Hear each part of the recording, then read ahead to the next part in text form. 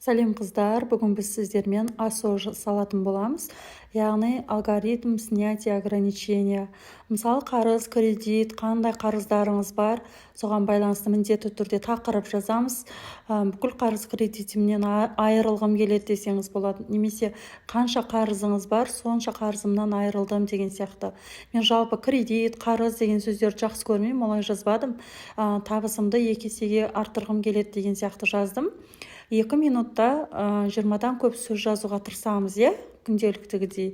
Нейрондарымызды іске қосу үшін кез келген қандай сөз есіңізге түседі, 2 минут таймерге қойып, болмаса сағатқа қарап отырып, жылдамдатып жазамыз.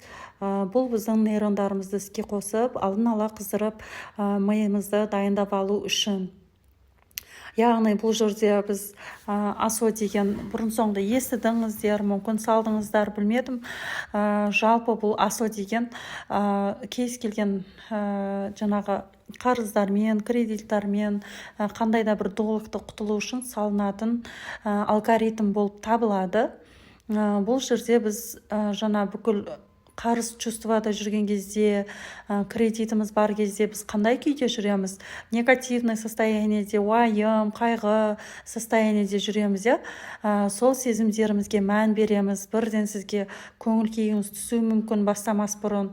Сонда да ондай қарсылықтарға қарамастан салуға тырысамыз.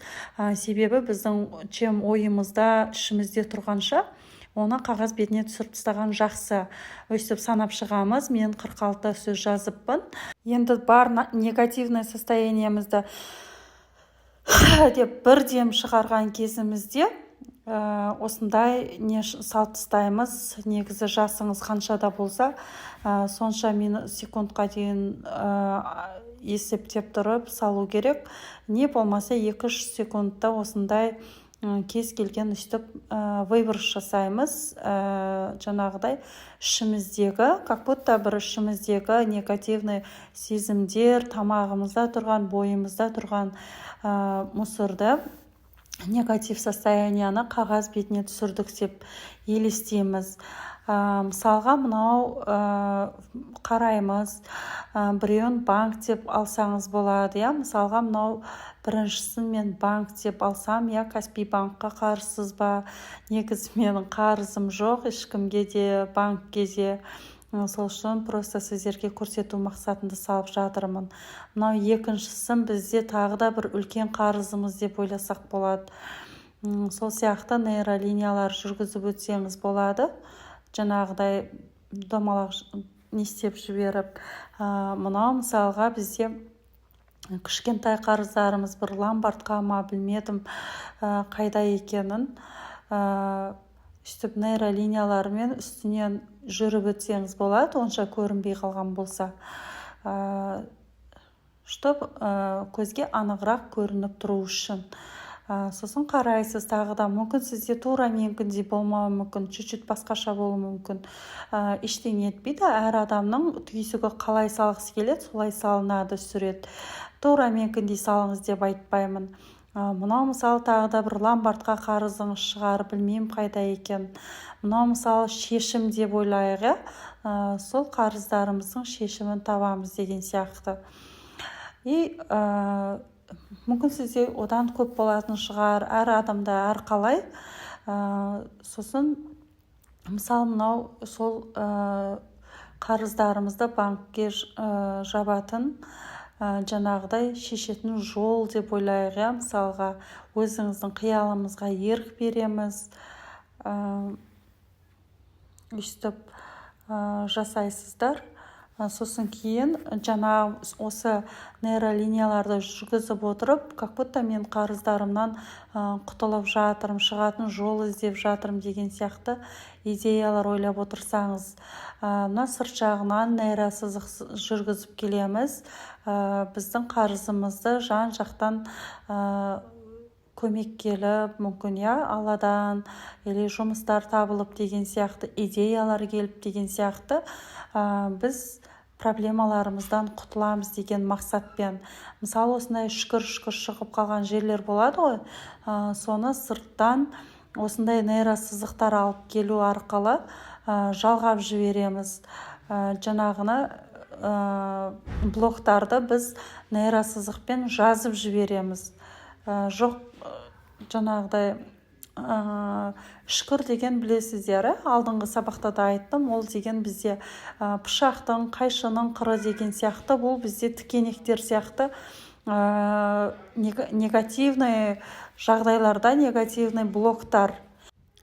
Сол сияқты осылай нейросызықтар жүргіземіз. Қай жағынан салып келгіңіз келсе, солай салсаңыз болады.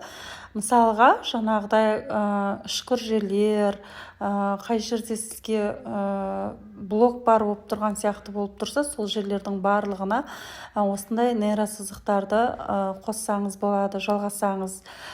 Өйстіп, полностью жасамасаңыз да, осы асоға дейін, біздің выбросымызға дейін жасап қойсаңыз болады. Мысалы, үшкір жерлер бар ғой, сол жерлерге дейін. Сосын кейін бұл бізде нейросызықтар арқылы асомыз біздің жаңа выбросымыз көрінбей кету керек, байқалынбай кету керек. Осылай нейросызықтарды қалағанша жасап жүргізе бересіз. Жаңағы қай жер сізге ұнамай тұрда, мысалға, осы жерден бастап жоғарыға қарай жүріп кетсеңіз болады. Қай жерлері ашық қалды, сол жерлерден нейролинияларды жүргіземіз. Қанша көп нейросызықтар болса, соншалықты жақсы. Енді біз округление жасап жатырмын мен мұнда уже. Мысалға, сіз бүкіл сабақта айтамын, сіз сезімдеріңізге мән беріңіз, не сезіп тұрсыз, қандай күйдесіз, жаңа кері байланыстарыңыз айтып жатсыз, өте қуаныштымын. Мысалға, сіз егер бұрыннан сезіп көрсеңіз, не болмаса өзіңізбен жақсы жұмыс жасайтын болсаңыз, сіздің миыңыз тез қабылдайды деген сөз. Тез реакция беріп жатса, онда сізде жұмыс жүріп жатыр деген сөз. Даже дым сезбесеңіз де, мысалға, мен жаңа салып отырып, аяғым ауырып кетті ма, бір жаңағы басым қызып кетті ма, терлеп кеттім деген сияқты. Сондай сезімдер болды, кішігірім бір өз-өзімнен бір мынандай миың болады ғой, шеті, құлағың, жоғары жақ, сондай жерім ұшқып ауырып кетті. Соған қарағанда менің қарыздарға деген бір әлі де қалып қалған сезімдерім бар. Сол сияқты біздің түпкі санамызда жатқан негативный қарыз алған кезде, қарыз берген кезде, білмеймін, банкпен байланысты кезде бізде қандай да бір негативный сезімдер болса, соларды қайтадан шығарамыз. Сол сияқты қаншалықты бізде қарызымыз көп болса, қаншалықты бізде кредитіміз көп болса, біз көбірек салуымыз керек. Бір сурет салып қойып, қайда нәтиже деместен, міндетті түрде кейспен салуымыз керек. Сосын кейін бұл сурет, или не болмаса мен, не болмаса бұны ойлап тапқан адам бір проблеманы шешіп бермейді. Әрине, бірінші Аллаға тапсырамыз. Бұл біздің сезімдерімізді сыртқа шығару, қағаз бетіне түсіру, нейрондарымызды, ойымызда тұрған, шашылып жатқан нейрондарымызды қағаз бетіне нақтылап түсіріп, арнайы асо, жаңағыдай қарыз, кредит, долгпен жұмыс жасап жатырмыз. Арнайы фокусты қойып жатырмыз да. Алгоритм деген, мысалға, мидың ішінде, гараждың ішінде киім-кешекте, ыдыс-аяқта кез келген мусор шашылып жатса, соның біреуіне фокусты қойып жинайсың ғой, сол сияқты. Бұл да арнайы алгоритм, осы жолы тек қана қарыз, кредитқа арналған алгоритм. Алгоритм бұл жай ғана себепші.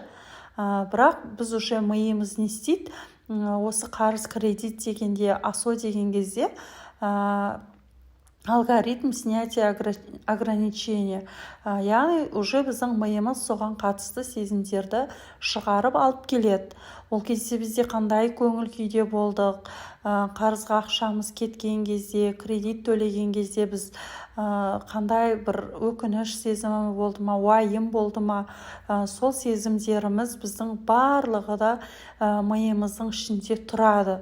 Түпкі санамызда тұрады. Мүмкін сіз ұмытып кеткен болсаңыз ұзақ уақыт, сол сияқты соны біз қағаз бетіне шығардық та, что біз миымыздың ішінде операция жасап жатқан сияқтымызда, миымызда тура осындай нейросызықтар тұр, осындай қарсылықтар тұр бізде. Жаңағыдай, мысалға, былай өткен сызық түп санаңыз болса, былай өткен сызық бей санаңыз. Былай өткен нейросызық дұрыс ойда болса, былай өткен нейросызық уайым, қорқыныш, бермей қалсашы, бүйтіп қалсашы, сөйтіп қалсашы деген сияқты негативный ойлар да бізде. Уайым, ұйықтамай ойланып шықсақ, бере ме, бермей ме деген сияқты, жаңағыдай, мен құтылам ба, құтыла алмайым ба деген сияқты бізде неше түрлі негативный ойларды ойладық, иә. Түк ойланбастан біз спокойно қарыз бере салмаймыз, түк ойланбастан біз қарыз ала салмаймыз. Міндетті түрде біз алдын ала не істейміз? Санамыз, логикамыз алдын ала бізде ойланады. Соған қарай бізде уже ала алмай жатсақ, біреу бермей жоқ деп жатқан кезде бізде ренжу состояниясы пайда болады, өкпелеп қаламыз, бірден қызып кетеміз, денеміз. Анау болады ғой, бір біз күткендей жауап алмаған кезде бізде не болады? Денемізде қарсыласу пайда болады да. Сол сияқты, сол сезімдеріміз бізде тұр, соларды біз шығарып жатырмыз, солармен біз жұмыс жасап жатырмыз. Біз соларды неге келтіріп жатырмыз? Какой-то қалып қалған блоктарды сол ішімізде, мысалы, проработка жасап, жұмыс жасап шығарып тастамадық қой. Мүмкін сіз психологқа барған шығарсыз, неше түрлі терапия алған шығарсыз, бірақ соның өзінде сіз ондай сезімдеріңізден арылмай, әлі де қарызыңыз болып, кредит болып алып жатқан кезде, әлі де, мысалы, бір рет терапия жасадым, мен енді қандай қарыз алсам да ешқандай уайымдамаймын, ойланбаймын, күдіктенбеймін деп айтпайсыз ғой, ешкім сізге ондай гарантия бермейді. Пока біз өмір сүріп жатқан кезде міндетті түрде біз қуаныш та, реніш те, ызалану, ашулану, барлық сезімді кез келген уақытта көре береміз. Сол сияқты біз үнемі проработка, бір рет терапия алдым, бір рет шетелге шығып келдім, не болмаса бір рет мен жазда демалып алдым, болды, мен енді бүкіл қыс бойы мүлде ашуланбаймын, үнемі өмір бойы мен осы қуанышты сезімде жүрем деген сияқты сіз гарантия жоқ қой. Сол сияқты кез келген уақытта біздің көңіл күйіміз ауа райы сияқты өзгеріп отырады. Сол үшін үнемі жұмыс жасасақ, кейспен мысалға 21 күн 40 рет, 50 рет саласыз ба, қанша кредит қарызыңыз көп болса, мүмкін 7-8 рет саласыз минимумда, қарыз жоқ дегеннің өзінде. Себебі бір кезде шықпаған, бір кезде шығады. Мысалы, сіз 40-50 жастасыз, қанша жастасыз? Мысалы, мен 36 жас болсам, 36 жасқа дейін мен қанша рет қарыз алдым, қаншама рет мен переживание, негативное состоянияға түстім, қарыз болған кезде. Вот сол сезімдердің барлығы бір суретпен шығып кетіп қалмайды да. Сол үшін біз жаңа бүкіл состояниемізді түсіреміз. Бұл жерде процеске мән береміз. Мысалға, баланы оқуға жіберген кезде оны 5 алуы, 4-3 алуы маңызды емес, әртүрлі көңіл күймен қойып жіберу мүмкін. Ең бастысы ол жерде ол сабаққа барып келгенін біз бағалаймыз да. Сол сияқты бұл жерде де сразу нәтиже қайда деген емес. Ең бастысы жауапкершілікті алып, жаңағы жауапкершілікті алып, жұмыс жасадыңыз, ешқандай жалқауланбастан, еріншектенбестен, бір уақыт өзіңізге жарты сағат, 1 сағат уақыт бөліп, өзіңізбен жұмыс жасадыңыз. Соған алғыс айтыңыз, рахмет айтыңыз, әрекет жасап жатырсыз, әрі сурет салып жатырсыз да, қағаз бетіне түсіріп жатсыз. Енді біз архетипирование жасаймыз, барлығын дөңгелектеп шықтым. Қайсы түстерді 4-еу, не болмаса 5 карандаш алып, қай жерден бастап бояғыңыз келеді, сол жерден бастап бояй бересіз. Мысалы, маған қызыл, жасыл, көк, сары түс ұнады. соны алғым келді, соны алып жатырмын. Мүмкін сіз темный қарыз кредит деген кезде мүмкін сіз онша емес карандаш алып бояғыңыз келетін шығар. Подсознанияңыз нені бұйырады, қандай карандаш алғысы келеді, қандай түсті алғысы келеді, соны алып бояйсыз. Сосын кейін мына жерде жаңа тыныштықта жалғыз отырып бояйсыз дедім ғой. Мысалға жолдасыңыз қайта-қайта келе берсе, не болмаса сізге біреу звондай берсе, не болмаса балаңыз жылай берсе, ол да қарсылыққа жатады. Значит, сізде қарсыласып жатыр. Жаңа дене мүшеңізді бақылап отырыңыз дедім ғой. Қандай күйге түстіңіз, басыңыз ауырды ма? Мысалға менің басым ауырып кетті, тез бітірсем екен деген сияқты. Сосын кейін бір ләззат алып салдым деп айтамаймын. Соның өзінде өзімді берілмеуге тырыстырдым. Вау, суретім әдемі шығып келе жатыр деген сияқты. Сосын кейін жаңағыдай бір қолым ұйып қалды ма, бірдеңе болды сондай. Сосын кейін соның өзінде де мен тоқтатқан жоқпын жұмысымды. Негізі бір суретті бастаған екен, оны до конца аяқтап тастауға тырысу керек. Жарайды, арасында су ішкіңіз келіп кетсе, балаңыз тым жылап кеткен кезде барып жұбатып келуге болады. Бірақ қайтадан сол жұмысты бітіріп аяқтап тастау керек.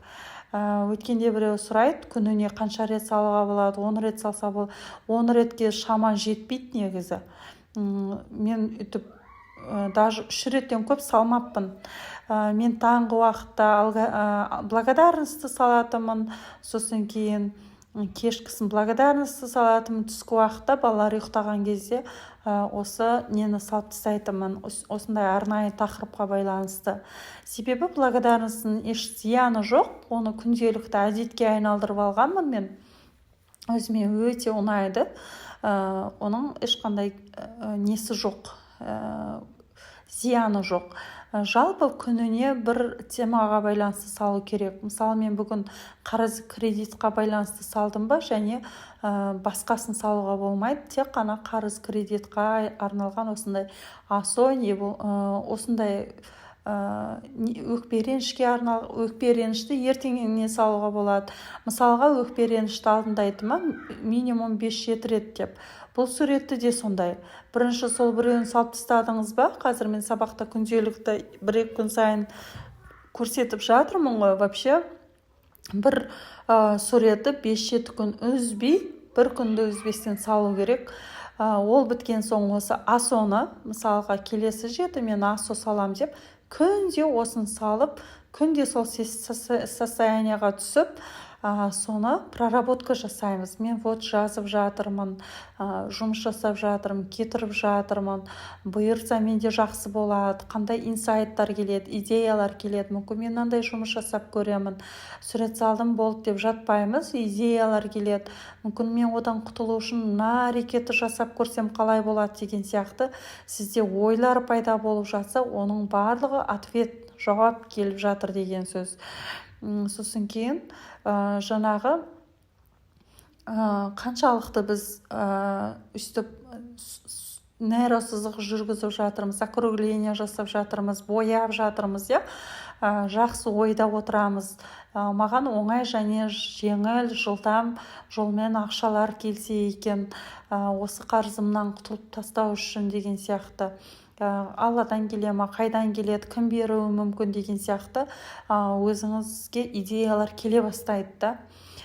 Осы жұмысымды жаңағыдай Алладан маған осы кредитімді құтылу үшін оңай және жылдам ақша келсе екен деген сияқты келеді деген сияқты өзіңіз фантазияңызға ерік беріп әртүрлі нелерді ойлап көрсеңіз болады.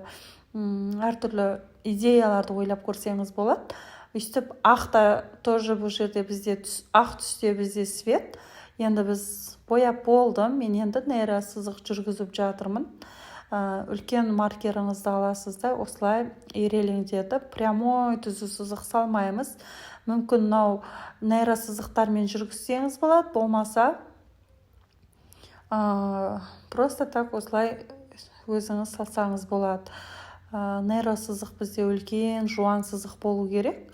Сосын кейін мен маркерім қарсыласып жатыр, дұрыс сызбай қойды біреуі. Сосын екіншісі де сөйтіп жатыр. Соны қайта маркер ауыстырдым кішкене. Бұл да бір қарсылық не үшін болып жатыр деген сияқты ойланамыз. Сосын байланысқан нейросызықтармен арасында тағы да углдар пайда болды, бұрыштар. Оны тағы да осылай гармонияға келтіріп жазып шығамыз. Сол суретіміз аяқталып жатыр. Бұл жерде главный процесске мән береміз. Бүкіл фокусымызды қарыз кредитқа қоямыз, сол состояниямызға қоямыз. Ол шешілсе біз қандай сезімде боламыз, қандай күйде боламыз. Сол сезімдерімізді біз уже болмаса да болғандай бояп жатқан кезде, аяқталып жатқан кезде уже мен шештім, проблемалардың бәрі реттедім деген сияқты сезімдерде отырсаңыз болады. Міндетті түрде шешімі болады.